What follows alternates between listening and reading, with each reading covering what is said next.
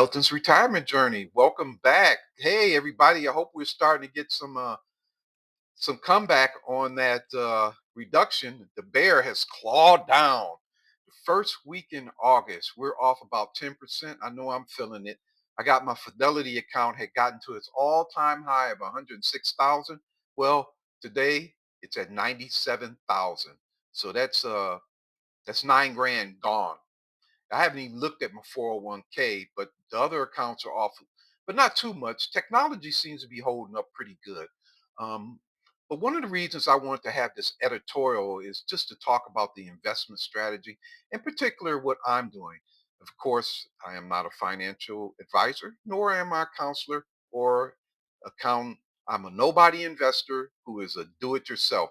But my strategy is to put all new money in fixed income so that when my day comes, when I want to retire and something like this happens, I'll be immune. And this is how I'm doing it. If you've been following my videos back in June, and I published it in July, was my 6 month investment outlook. And I mentioned how I had three investments over Fidelity that had hit its all time high, and how I pulled 800 bucks out of each investment. I sold $800 worth of shares and I put it in a money market, which I can reinvest.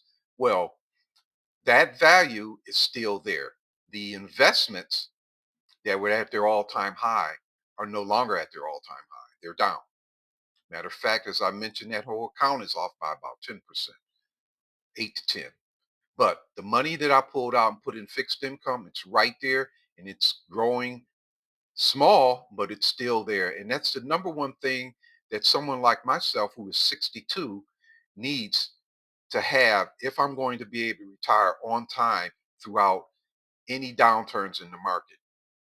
Also, I have a series of my decision on the Roth 401k. Well, I went with the Roth 401k because I wanted all new money to go into fixed income investments, and that's going into a BlackRock government short-term notes, and it's all tax. And that bad boy is growing.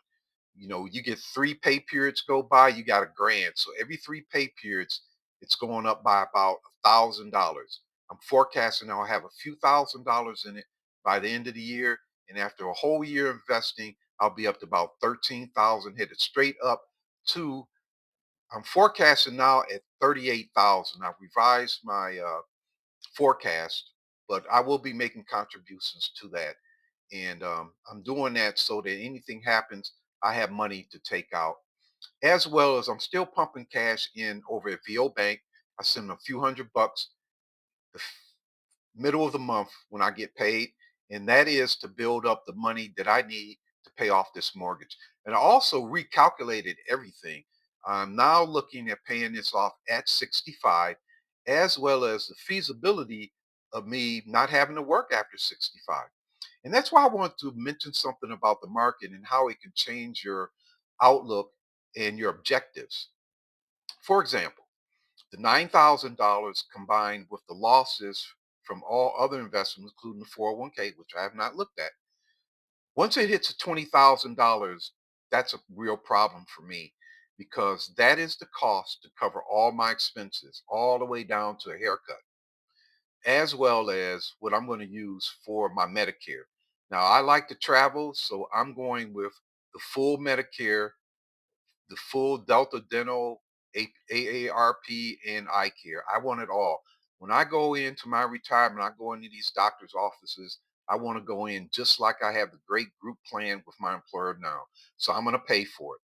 And I need a few $100s, as much as $500, and be able to deal with the cost. So if my investments go by 20 down by $20,000, that cost me a whole year of being off work and covering all my expenses. So for me, my strategy is all new money must go into fixed income. That money must be there when I go to withdraw it out. And if it's only growing at, could be 3% by the end of this year. If they need to cut rates and do it fast, I'll go from 5 down to 3, and that's okay. As long as that principle is there. The number one thing is to save up enough money to cover yourself while you're out of work, because I still will be working my little part-time gigs, and doing the other things that I use to bring in income, as well as in the later sessions, once we get more people joining, I'll tell you my advanced withdrawal strategy from some of these growth funds. But that's what I got for you right now. Just keep your investment. Start thinking about taking advantage of some of these fixed investments. There's all kinds of money markets out there at your brokerage firms that will allow you to preserve your capital. And then when this happens, you don't have to worry because this is the fifth downturn that I experienced in the last 5 years. So we had the COVID, that was the middle of March. You got sent home on a Friday. You look at your 401k, by that Tuesday or Wednesday, it's off by 20%. Then we have all of 2022 where your investments just slid down and slid and slid and slid.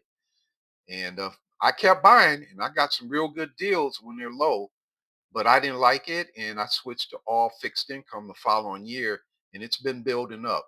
My magic number, $20,000 per year in retirement. $100,000 covers me all the way up from 65 to 70. However, I'm working till 67 and I'm backfilling for any emergency in case I get let go or things go really bad at 65. 65 is your safe number because you're going to go straight on Medicare, and that is some really good health care. They take it everywhere and you can travel with it. You know, you get ill, you need something done. You can go to Hawaii or you can go to Guam if you're overseas. And of course, you can travel anywhere in the US and they'll service you. That's what I'm looking for. And I'm hope you find this editorial interesting and viable for options that you may want to try. This is Elton's retirement journey. Please leave comments, like, and go ahead and subscribe. I got this new mic because some of my videos were a little, this audio quality was not what I thought it should be. Even when I listened to them, I had to turn it way up. So, uh, anyway, I'll be back at you guys. We'll talk later. Thanks for watching. Take care.